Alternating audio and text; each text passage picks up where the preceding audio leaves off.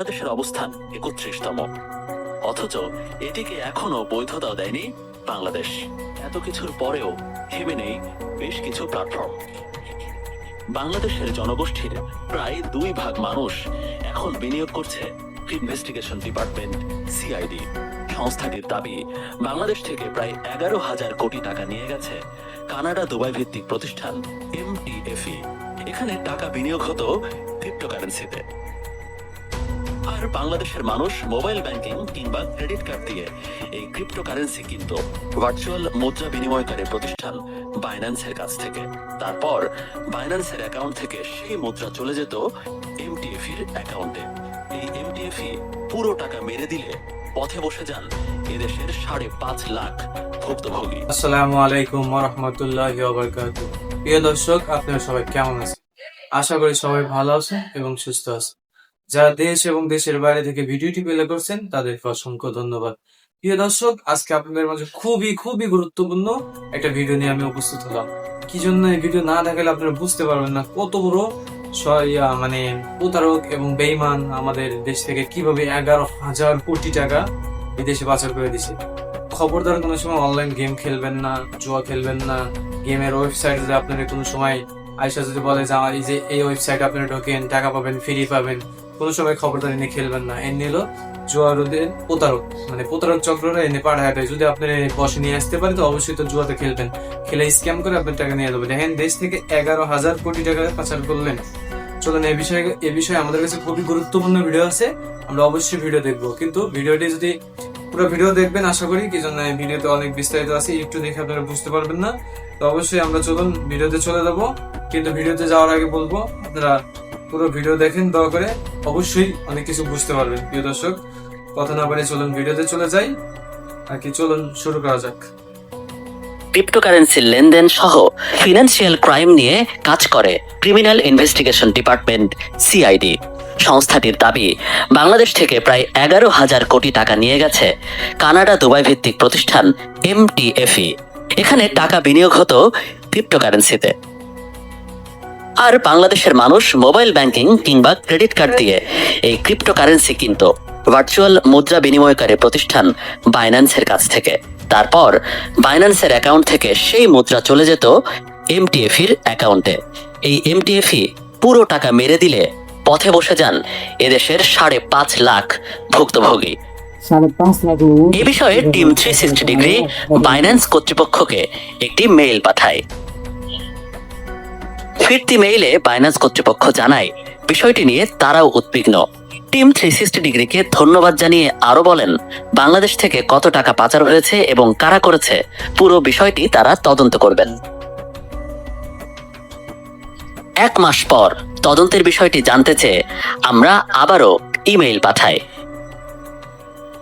কিন্তু সেই মেইলের জবাব এখনো পাওয়া যায়নি। তবে সিআইডির তদন্তে বেরিয়ে এসেছে এমটিএফই এর মূল প্ল্যাটফর্মের চুক্তি বাইন্যান্সের সাথে ছিল না। এদেশের মানুষ না বুঝে বিনিয়োগ করেছিল এমটিএফির নকল প্ল্যাটফর্মে। এমটিভি যে কাজটা করেছিল, ওরা নিজেদের মতো করে একটা নেটওয়ার্ক তৈরি করে সেখানে আপনাকে ক্রিপ্টোকারেন্সির মাধ্যমে বিনিয়োগের কথা বলেছে, বাট ওটা কিন্তু ক্রিপ্টোকারেন্সি রিয়েল বিনিয়োগ না। ওকেএক্স প্ল্যাটফর্মে ছিল কিন্তু ওদের মূল প্রোফাইলটা, যেটা এমটিএফ এর মূল। কিন্তু যারা বিনিয়োগকারী তারা কিন্তু কেউ ওকেএক্স প্ল্যাটফর্মে থেকে টাকা দেয়নি। এমটিএফ জনগণের কাছ থেকে টাকা ওদের পকেটে নিয়ে সেই টাকা ওকেএক্স প্ল্যাটফর্মে ডিপোজিট করে তারা বাড়ি নিয়ে যাচ্ছে। অবশ্য বিদেশে চলে যাওয়া বেশ কিছু টাকার সন্ধান পেয়েছে তদন্তকারীরা।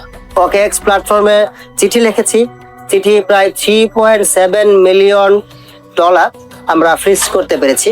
আমি আপনাকে সেটা চিঠিটা দেখাতেও পারি। ওকেএক্স প্ল্যাটফর্মে এটা তাদের আইডি ছিল, এই আইডি ব্যবহার করে তারা টাকা নিয়ে গেছে। আমরা ওকেএক্স কে চিঠি দিয়েছি, আমরা 30 দিন করে আবার দিব, 30 ডেজ পর দিতে হয়। টাকাটা ফ্রিজে আছে এবং চ্যালেঞ্জ এখন ফিরিয়ে আনা।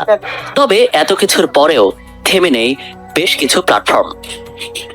বাংলাদেশের জনগোষ্ঠীর প্রায় 2 ভাগ মানুষ এখন বিনিয়োগ করছে ক্রিপ্টোকারেন্সিতে। চেনালাইসিসের এক প্রতিবেদনের তথ্য বলছে, ক্রিপ্টোকারেন্সি ব্যবহারে 151টি দেশের মধ্যে বাংলাদেশের অবস্থান 31তম, অথচ এটিকে এখনো বৈধতা দেয়নি বাংলাদেশ। বাংলাদেশে ক্রিপ্টোকারেন্সি এবং বিটকয়েন দুটি অবৈধ। অতএব যে দুষ্ট চক্র এই দুইটি মাধ্যম ব্যবহার করে সর্বসাধারণকে বিভিন্ন প্রতারণার ফাঁদে ফেলছে। তাদের প্রতি আমাদের আহ্বান হবে যে তারা যাতে এই কাজ থেকে বিরত থাকে, এবং দেশবাসীর কাছে আমার অনুরোধ থাকবে তারা অবশ্যই বিটকয়েন বা ক্রিপ্টোকারেন্সিতে কোনো প্রকার বিনিয়োগ করবে না। বৈধতা না থাকলেও খোদ কেন্দ্রীয় ব্যাংক বলছে ক্রিপ্টোকারেন্সির মাধ্যমে অর্থ পাচারের লেনদেন আরো বেড়েছে, আর এর সাথে জড়িয়ে পড়ছে হুন্ডি ব্যবসায়ীরাও। বাংলাদেশ ব্যাংক দেখেছে যে এই বিটকয়েন বা ক্রিপ্টোকারেন্সি বা ডিজিটাল কারেন্সি আমাদের দেশে বৈদেশিক মুদ্রা পাচারের অন্যতম একটি মাধ্যম হিসেবে ব্যবহার হয়। অতএব যেহেতু এই পাচার কাজ আমাদের কাছে একটা ঘৃণিত, অতএব এই পাচার কার্যকে যদি আমরা প্রতিহত করতে চাই তবে আপাতত এই ক্রিপ্টোকারেন্সি বা বিটকয়েনের বৈধতা দানের কোনো সুযোগ আমাদের দেশে নেই। বাংলাদেশ ব্যাংক ও সিআইডির তদন্তে বেরিয়ে এসেছে অনলাইন জুয়ারিরা মাঠ পর্যায় থেকে মোবাইল ব্যাংকিং এর মাধ্যমে টাকা তুলে বিভিন্ন পোশাক, মোবাইল অ্যাক্সেসরিজ কিংবা আইটি বিজনেসের নামে থাকা ব্যাংক অ্যাকাউন্টে জমা দেয়। পরে এই অর্থ ক্রিপ্টোকারেন্সির মাধ্যমে বিদেশে পাচার করে দেওয়া হয়। টিম 360 ডিগ্রিও পেয়েছে এমন এক মোবাইল অ্যাক্সেসরিজ দোকানের সন্ধান। রাজধানীর গুলিস্তান এলাকার সুন্দরবন স্কয়ারের এই দোকানের মালিক মাইনুদ্দিন রাজু, বাড়ি লক্ষ্মীপুরের রামগঞ্জে। এই ব্যবসার আড়ালে তার মূল পেশা অনলাইন জুয়া পরিচালনা করা। এটা কি রাজু ভাইয়ের দোকান না? মাইনুদ্দিন রাজু? জি। তুমি কোথায় আছো? বাইরে কোথায়? চায়না। তো রোজা লাগে গেছে। অবশ্য বেশিরভাগ সময়ই রাজু দেশের বাইরে ঘুরতে পছন্দ করেন। এই রাজুর গুরু কামরুজ্জামান শুভ বেট 365 এর আদলে অনলাইন জুয়া চালাতেন তিনি। এরপর সেই টাকা বিনিয়োগ করে গড়ে তোলেন রিথ গ্রুপ, বাগিয়ে নেন আওয়ামী লীগের কেন্দ্রীয় কমিটির তথ্য ও গবেষণা বিষয়ক উপকমিটির সদস্য পদ। 5 আগস্টের পর রেস্টুরেন্ট, ফার্নিচার ব্যবসা বন্ধ করে দেন। সেই ঠিকানায় এখন অন্য প্রতিষ্ঠান। রিথ আইটি লিমিটেডের অফিসে গিয়েও দেখা যায় এটি এখন একটি শিক্ষা প্রতিষ্ঠান।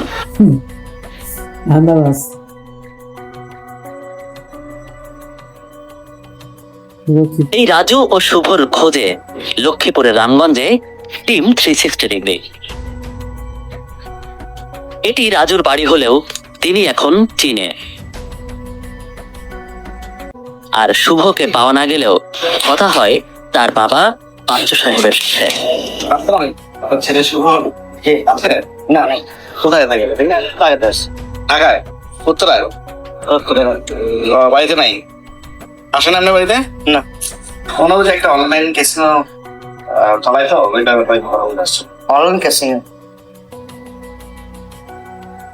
এমন শত শত অভিযোগ আসে সিআইডিতে, তবে আইনি দুর্বলতায় ধরাছোঁয়ার বাইরে থেকে যায় মূল হোতারা। পর্যাপ্ত আইন, পর্যাপ্ত বিধি আমাদের হাতে নেই, আমাদের যেটা খুবই দরকার। আর এই অপরাধগুলো এতটাই দ্রুত প্রসারণশীল যে এখনই কার্যকরী ব্যবস্থা না দিতে পারলে যে কোনো সর্বনাশ হয়ে যাবে। এর মধ্যেই পরিষ্কার যে কেন্দ্রীয় ব্যাংক বৈধতা না দিলেও থেমে নেই ক্রিপ্টোকারেন্সির ব্যবহার। কোনো বাধা ছাড়াই দেশের বাইরে চলে যাচ্ছে হাজার হাজার কোটি টাকা। সিঙ্গাপুর, দুবাই, থাইল্যান্ড এবং ইউরোপে আছে ক্রিপ্টোকারেন্সির 250 এটিএম বুথ। পাসওয়ার্ড দিলেই এসব বুথ থেকে বেরিয়ে আসে কাগজে নোট। আপনি 10,000-এর বেশি টাকা বা আপনি 1 কোটি টাকা যদি পাচার করতে চান, এটা যদি ফিজিক্যাল টাকা হয় আপনার 2 ব্যাগ টাকা হয়ে যাবে। 2 ব্যাগ টাকা নিয়ে আপনি এয়ারপোর্ট এক্সিট করে কিন্তু ধরা পড়ার সম্ভাবনা বেশি। কিন্তু ভেরিফাইড অ্যাকাউন্ট দিয়ে বাইন্যান্সের থ্রুতে প্রায় $80,000 সমমূল্য আপনি নিয়ে যাবেন, যেখানে কিচ্ছু প্রয়োজন নেই। ক্রিপ্টোকারেন্সি নিয়ে গবেষণা আছে এমন একজন বিশেষজ্ঞের সামনে টিম 360 ডিগ্রি। গোপন না রেখে আইনি কাঠামোতে কিভাবে ক্রিপ্টোকারেন্সি ব্যবহার করা যায় সেই পরামর্শ দিলেন এই বিশেষজ্ঞ। ক্রিপ্টোকারেন্সি বলি বা ডিজিটাল কারেন্সি বলি, এটা হচ্ছে আজকের যুগের বাস্তবতা। এটাকে অস্বীকার করার কোনো সুযোগ নেই। এটা অনেক দেশে এটা বৈধ করেছে, অনেক দেশে করেনি, অনেক দেশ চিন্তা করছে কিভাবে এটা বৈধ দেবে। তো আমাদের দেশে আসলে এটা নিয়ে এটা বৈধতা না দিয়ে একসময় পাবো করতেই হবে। অর্থের কিছু নীতিমালা মেনে চলতে হবে। সেই জিনিসগুলো যদি ঠিক করে মেনে করা হয় তাহলে ক্রিপ্টোকারেন্সিতে কোনো সমস্যা নেই। সমস্যা জায়গায় একটাই অ্যাডিশনাল যে প্রবলেম যে জায়গাটা, সেটা হচ্ছে প্রযুক্তিগত সক্ষমতার জায়গা। অর্থাৎ ক্রিপ্টোকারেন্সি আমরা নিরাপদ গ্যারান্টি করতে পারছি কিনা, এটা হ্যাকিং এর শিকার হওয়ার সম্ভাবনা কতটুকু, এবং গ্রাহকরা যাতে নিরাপদে ব্যবহার করতে পারেন তার জন্য কতটুকু অ্যাওয়ারনেস দরকার সেই জায়গাটা নিশ্চিত করা। দর্শক, পুরো ভিডিও দেখার জন্য আপনাদেরকে অসংখ্য ধন্যবাদ। প্রিয় দর্শক, দেখলেন তো কিভাবে মানুষ ক্রিপ্টোকারেন্সির মধ্যে ক্রিপ্টোকারেন্সি দিয়ে কিভাবে বিদেশে টাকা পাচার করতেছে, আপনারা দেখছেন তো। দেখেন আর কি, দেশের উন্নতির জন্য কোনো সময় আপনি অনৈতিক কোনো কাজ করবেন না, দেশের উপকারের জন্য অবশ্যই মানে যেটা বৈধ সেই কাজই করবেন। আপনি ক্রিপ্টোকারেন্সি দেখেন কিভাবে অনলাইন জুয়া খেলে মানুষ টাকা হারে ওই টাকা বিদেশে পাচার করে। খবরদার ভাই, আপনার হাতে ধরে পায়ে ধরে এই কাজ করবেন না। কি জন্য? এটা আমাদের দেশের ক্ষতি হইতেছে। দেশের কাজ করেন, ইনশাল্লাহ আমরা দেশ এগিয়ে দেবো, কিন্তু দুর্নীতি এইভাবে যদি কিছু মানুষ যদি চাঁদাবাজি করে, তো এই জন্যই তো আমাদের দেশটা পিছিয়ে যায় আর কি। এদেরকে সাইজ করার জন্য আমাদের আছে এই ভিডিও। তো অবশ্যই ভিডিও যদি ভালো লাগে লাইক কমেন্ট শেয়ার উড়াধুরা শেয়ার করবেন, লাইক করবেন। কি জন্য? এই দুর্নীতিবাজদের জন্য আইনের আওতায় নিয়ে আসায় তাড়াতাড়ি। সবাই ভালো থাকবেন, সুস্থ থাকবেন এই কামনা করে আজকে এই পর্যন্তই ভিডিও শেষ করছি। আল্লাহ হাফেজ।